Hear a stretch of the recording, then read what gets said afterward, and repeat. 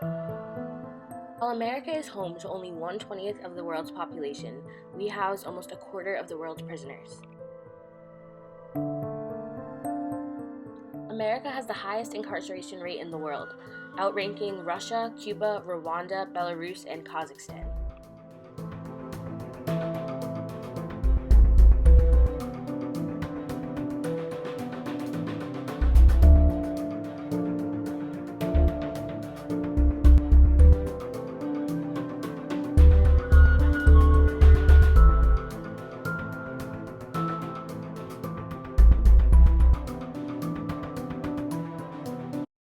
Mass incarceration is warehousing the potential of millions of American citizens. Mass incarceration means that we've got a very high rate of incarceration historically, comparatively.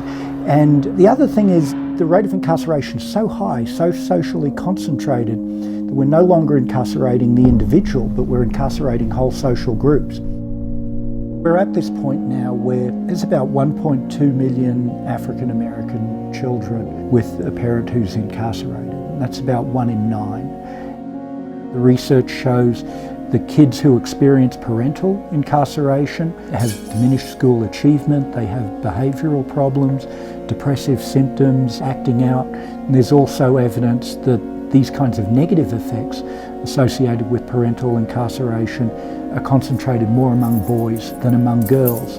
And there's a very real risk here that incarceration becomes an inherited trait. The high rates of incarceration in our society affect the families, children, and communities of those imprisoned. Our system of mass incarceration becomes a cycle in which kids are raised without mothers and fathers and fall privy to the same crime culture. Having a parent in prison is linked to a greater incidence of poor health, ADD, ADHD, learning disabilities, anxiety, and developmental delays in children. As shown by this graphic, there's been a sharp increase in the number of children with an incarcerated parent over the past 4 decades.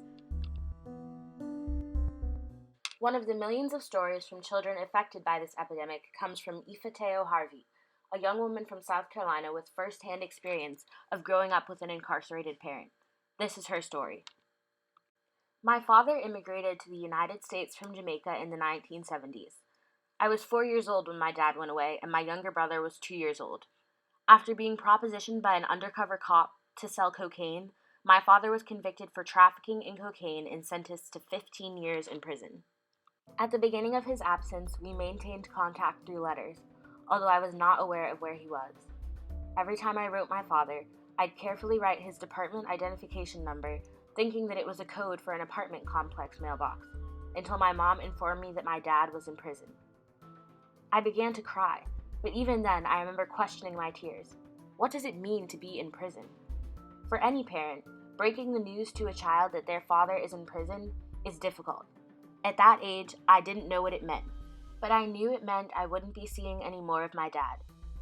My father left my mom alone to raise 7 children, which added a financial strain to the emotional distress. Upon his early release, he was deported back to Jamaica, where he lives today. Despite my childhood being a positive one, a cloud hung over me at times, filled with doubt and anger of whether I was worthy of love or not. I dealt with awkward conversations that started with the question, "So what does your dad do for a living?" I internalized my feelings of shame, only at times letting them spill over to my mother. Children with incarcerated parents are a group ignored by our society. Our government puts a great deal of energy into locking up non-violent felons, yet offers no reconciliation to their families and those most innocent, the children.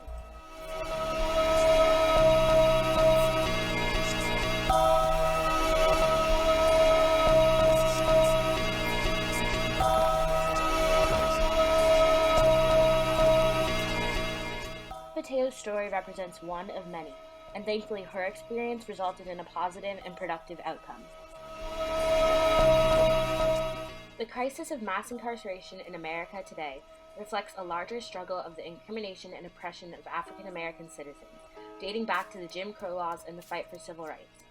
Mass incarceration as a response to the war on drugs is leading to the negative transformation of the lives of both innocent and nonviolent American citizens, in addition to ruining families.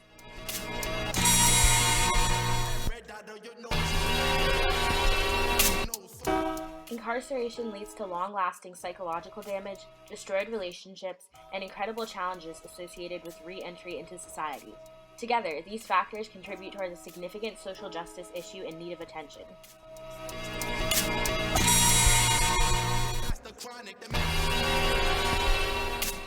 A number of initiatives and organizations are already in place to combat this issue.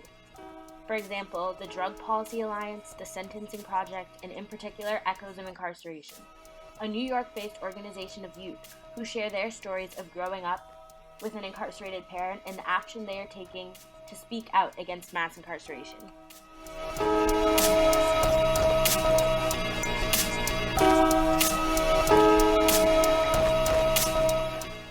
Advocacy and awareness are pushing us in the right direction towards changing this social injustice, but our system is in need of a dramatic change.